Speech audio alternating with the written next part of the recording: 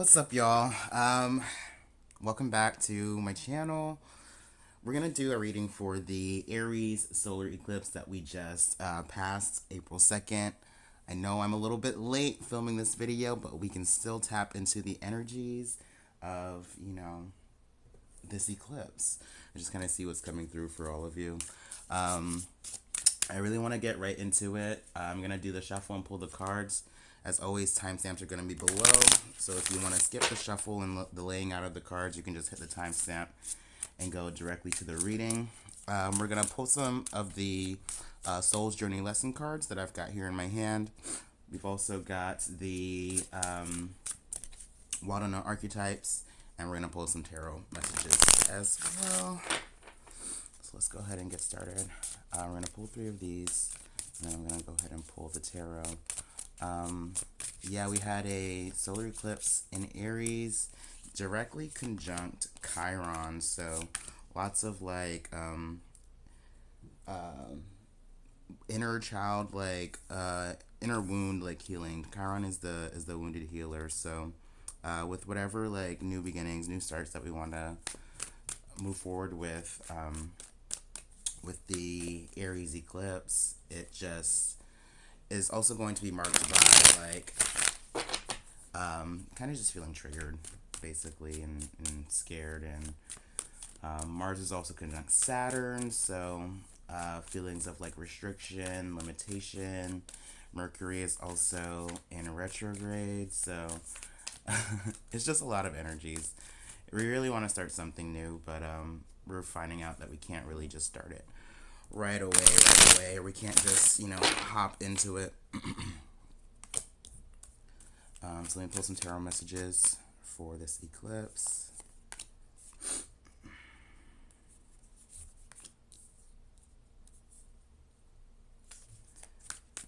Excuse me for the, I hope that the video is getting enough of the cards.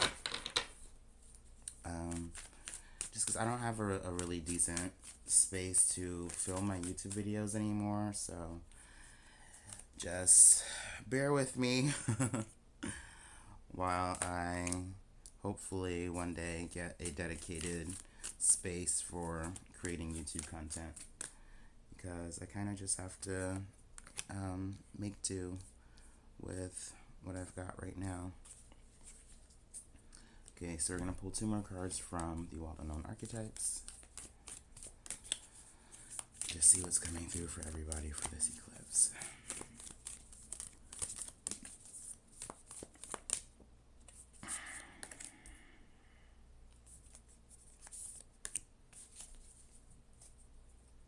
Alright, so this is our spread. Just before I get into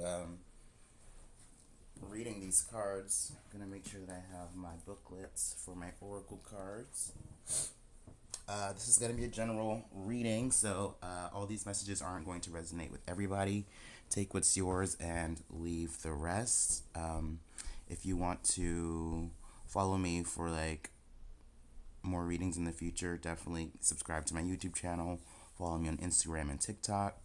I have a website, recklessabandontarot.com, where you can see my booking hours and my booking rates if you would like a personal reading. And yeah, we're gonna go ahead and get into this spread. So we're gonna start off with our Soul's Journey lesson cards, then we'll go into the tarot, then we'll pull the well-known archetypes. But we're coming through for this eclipse. We've got envy. I am the same as everybody, but with different challenges. We've got humor. I choose to focus on the lighter side of life. And then we have change. I understand that nothing can grow or evolve without movement. So definitely, obviously this is picking up on the big changes that are coming through with the eclipses in general. There's always changes that come through. It feels like we're moving forward in a way that's much more individualized, right? Because we have the envy card here. It says, I'm the same as everybody, but with different challenges. It feels like we're having an easier time differentiating, kind of our own personal desires from the desires of other people, and no longer needing to compare basically our progress, quote unquote progress, with other people. Let's read the booklet definitions for these cards. I'm going to start with change because it's going in alphabetical order. It says change. I understand that nothing can grow or evolve without movement. There's a certain comfort in the idea of living life without surprises. The status quo has an appeal, but you will never learn to grow if your circumstances stay the same. Everybody wants life to be better, but that requires change. You have chosen to incarnate into this physical dimension called Earth because of the myriad of opportunities. If you don't take advantage of them, what was the point? Staying within your comfort zone is overrated. With change comes transformation, and with transformation comes evolution. Stop viewing change as good or bad because all change nourishes your soul.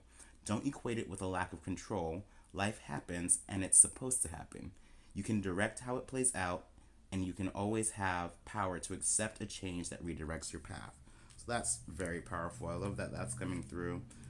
Let's read envy. Envy, I'm the same as everybody but with different challenges. You must learn to accept that the obstacles in your life have been chosen by you. To be jealous of the soul path of another is to doubt your ability to judge what is best for you. It is human nature to covet the perceived luxuries of someone on a different journey, but to try to emulate him or her is not being true to your own guidance.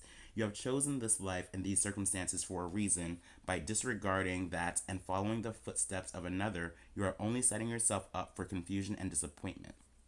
You never truly know what is going on in another person's life and what personal challenges he or she may face. So to be envious is a fool's game.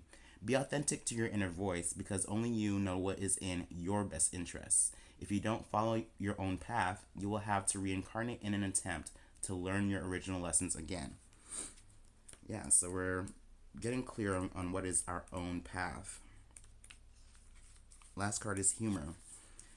I choose to focus on the lighter side of life. There are definitely parts of life that require your serious attention, but you have to learn to have fun. Don't neglect things that bring you joy or make you laugh. Besides the health benefits to your physical body, your emotional and mental bodies reap huge rewards from the art of joy. Seek out people who make you feel good about being alive. Avoid cynicism and pessimism. Always look at your cup as being half full instead of half empty. The endless chatter of this physical dimension can seep into your conscious mind, so do your best to listen to happy music, read soul-enriching fiction, and be wary of movies or TV shows that can darken your mood. Happy people attract happy people. So those are the messages from the Soul's Journey lesson. Hopefully those are resonating with you so far. We're going to go ahead and get into our tarot messages. And we're going to start off with these two cards right here in the center. This is basically the main energies you may be experiencing right now through this solar eclipse. So we've got the Nine of Pentacles coming through first and foremost. I love this. This is the single ladies card. This is working hard and reaping the rewards of your work, right? This is the harvest season from the seeds that you planted. So it feels like right now with the Aries solar eclipse, we're definitely stepping into a sense of individualism, knowing that you have everything that you need to kind of create structure and stability and safety and security on your own, and you know you're kind of reaping those benefits. But something is crossing this energy right now. So let's see what is crossing this energy. We've got the Four of Pentacles. Interesting. This is really curious because on one hand, you know, the Nine of Pentacles, she's the single lady. She can do everything on her own, you know, and she has worked hard to build up her resources, to build up her resources, things that she can pull on, right? And she seems content to be, you know, on her own and benefiting off of the foundation that she's built herself. But what's crossing this energy is the Four of Coins, the Four of Pentacles, which is this card of like conservatism and really holding on tight to what you have. Because you don't necessarily feel like you have a lot, right? You feel like you have a certain amount and you can't really give a lot, you know, but at the same time, if you're holding on too tight, it's like you can't receive as well. So with this coming through with the Aries solar eclipse, it feels like there is a desire to be producing and surviving off of your own, right? Living on your own terms and on your own means. But at the same time, it kind of feels like we may be feeling like we don't really have enough, right, to live off of. And we want to be able to pull on our own resources, but we don't want to use our own resources. It's almost like a feeling of like having your cake and eating it too. You know what I mean? It's like you want to be able to benefit off of what you built so far, but you also don't want to like lose what you've built so far. So that's kind of a cognitive dissonance, right? So let's see what else is coming through with these energies. This card here is going to be the major endings or major beginnings. With the solar eclipse, it's more so on the side of major beginnings. So what's coming through is the 10 of Wands in the reverse. So this is definitely holding on to some type of energetic burden that is ready to be released.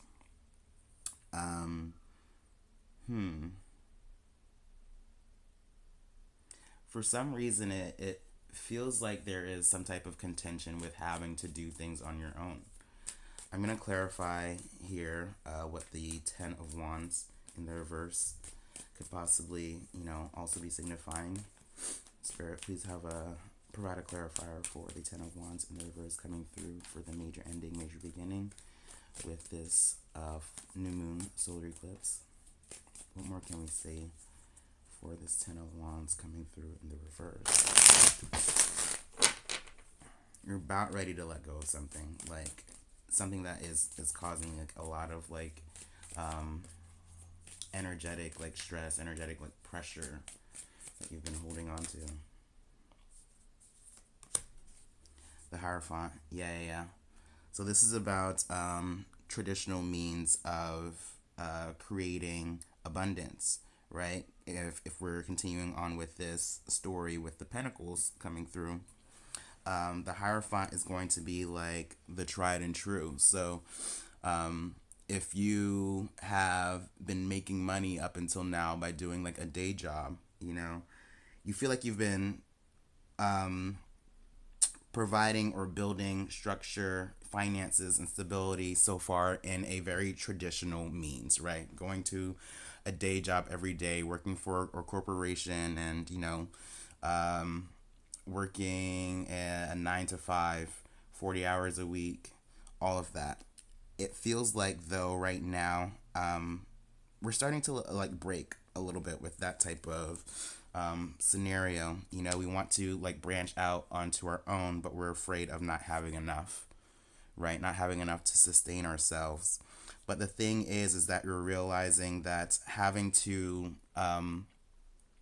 show up in a very particular way in order to like create like stability, finances, and structure for yourself it's just been a huge weight on your shoulders, and you're ready to let it go. You're ready to let go of having to create this abundance for yourself in a traditional form, in a traditional method. So you don't want to have a day job anymore, right? You don't want to do the 9 to 5 anymore. You're done with the 40 hours a week. You're done with clocking in every day, clocking out every day, whatever. It's just it feels like the expectation is just weighing down on you a lot. And it's really causing you to, question or kind of move into this direction of finding out if you can create something on your own, finding out if you can sustain yourself on your own. And it's scary, right? Because we don't want to be, we're really afraid of being this Four of Pentacles person who like is having to hold on so tightly to their resources, to their finances, you know what I mean? Because they just feel like, they're not necessarily that you feel like you're in lack, but you know that you don't have a lot to work with, right? So this is going to be what wisdom is becoming conscious for you at this time, or what needs to be meditated upon is the Two of Wands. So this is perfect, right? The Two of Wands, a lot of times I would say, is kind of like the grass is greener. card. It's this card of being able to kind of see opportunities and possibilities ahead of you. So that's really good if you are this person who is trying to decide on whether or not they are ready to move on to something that's completely your own and to create a life that is really living by your own means, right? Living in the way that you want to live. I think that I said it correctly. Living on your own terms. That's what I really want to say. So what is coming for you, what is coming through at this time with this eclipse is that you're realizing now that there could be options for you. There could be more paths than just the path that you've been on so far. You know what I mean? It feels really hopeful, and it feels like we're becoming really optimistic on what we can do on our own moving forward if we decide that we want to let go of having to rely on traditional means to survive. So that's really cool. I love that the Two of Wands is coming through for what's becoming conscious, because it just feels like the world is your oyster, right? It just feels like there are things that are opening up for you. There are paths that you may be now realizing that you can take. So this is going to be the message from your higher self, or any advice on how you can best navigate the energy at this time, or what is the highest potential or opportunity that's coming through you with this eclipse. We've got the Five of Wands. So you're ready to play the game, right? This is field experience. This is sparring. This is putting yourself out there. I also feel like you may be taking inspiration by other people who have decided to create things on their own and move on a path that's completely their own. And now you're trying to step into the ring and see what you can create by yourself, as well.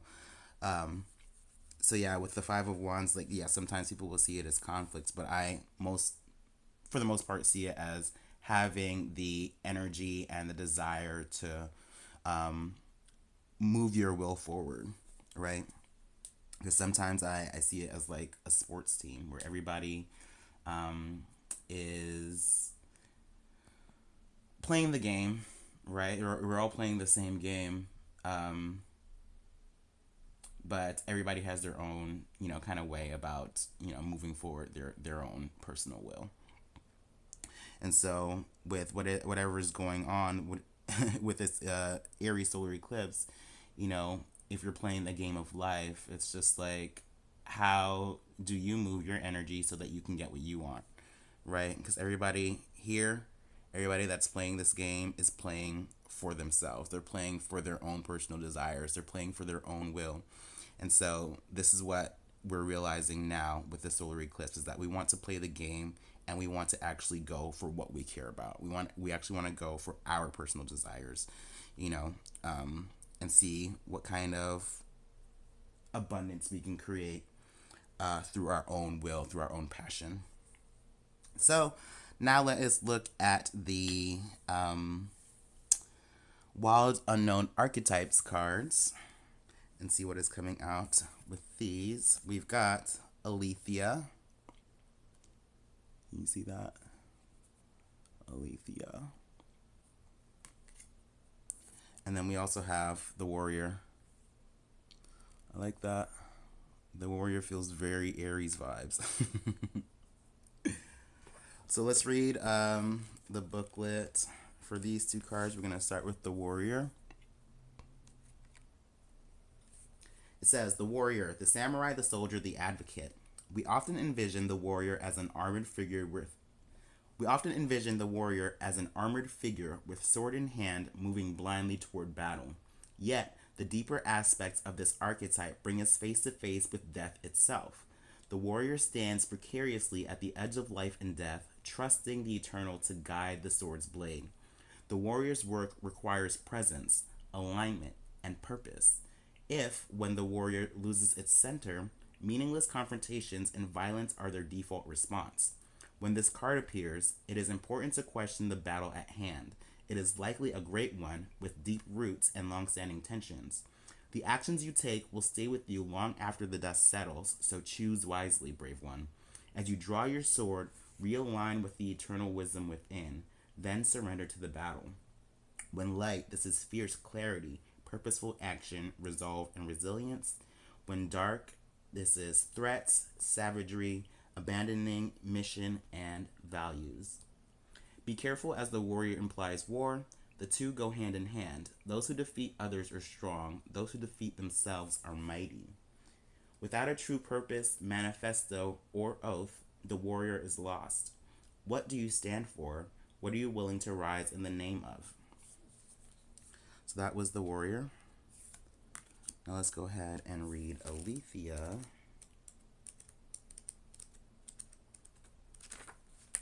Let's see. It's one of these cards at the end here.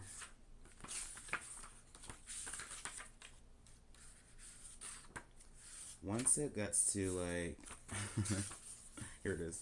I always say like once we like start getting to like the L or whatever, I'm just so completely lost on what the number is. Okay. So Alethea, truth. Our soul recognizes the truth. When someone speaks it, a cool wave of relief washes over the room, and all the facts and figures in the world fall by the wayside. Such is the power of Alethea. It has an undeniable resonance that goes beyond the rationale. We can also recognize Alethea by its contagiousness. When we hear someone speak the truth, we see the truth within ourselves and are more likely to tell our own story. The Alethea card requires us to step toward an act of truth. This might look like a conversation, a gesture, a poetic act, or a ritual that honors the unveiling of what's been concealed. Reclaiming your own truth is a way to reclaim your vital energy, health, and sense of belonging in the world. Truth has its own wings. Set it free. When light, this is clarity, revelation, and disclosure. When dark, this is distortions, gaslighting, and excuses. It is said that the resonance of our voice changes when we speak a falsity. In this light, practice seeing truth as a vibration. Picasso said, "We all know that art is not truth. Art is a lie that makes us realize truth, at least the truth that is given to us to understand." I think it's interesting that both of these cards mentioned clarity, right? And, you know, when eclipses come through, they always say that something gets eclipsed out, right? Because the moon blocks the light of the sun. But it's also a new moon, so it's just like something new is birthed. And, you know, with this energy of this eclipse and also having Mercury retrograde in the same area of the sky where this eclipse is happening in Aries, it just feels like, you know, there is some type of reworking, rediscovering of truth that's going on for everybody right now. And when Mercury and the Sun come together in Kazemi, I think that that is going to be a very revealing moment for us on what exactly our personal desires are, separate from what society or, you know, family, friends, lovers want it to be. We really are stepping into something that's completely our own, and an understanding of ourselves that's completely our own. And being able to do that is going to allow us to kind of forge a path that's completely for ourselves, right? Because Aries is the first sign of the zodiac. It's the trailblazer. It's selfish, you know what I mean? And sometimes you just have to be a little bit selfish so that you can actually have your desires and your needs met. So that's what I'm going to leave you guys with for this solar eclipse. Hopefully this message resonates with you. If you like it, definitely give me a like. Drop in the comments what you're experiencing right now with this eclipse. Follow my social media channels. Subscribe to my YouTube. I'm on Instagram. I'm on TikTok. I'm on Facebook. And definitely check out my website, Reckless Abandoned Tarot, if you would like to have a personal reading done in the future. So good luck with this eclipse, you guys, and I'll see you next time. Bye.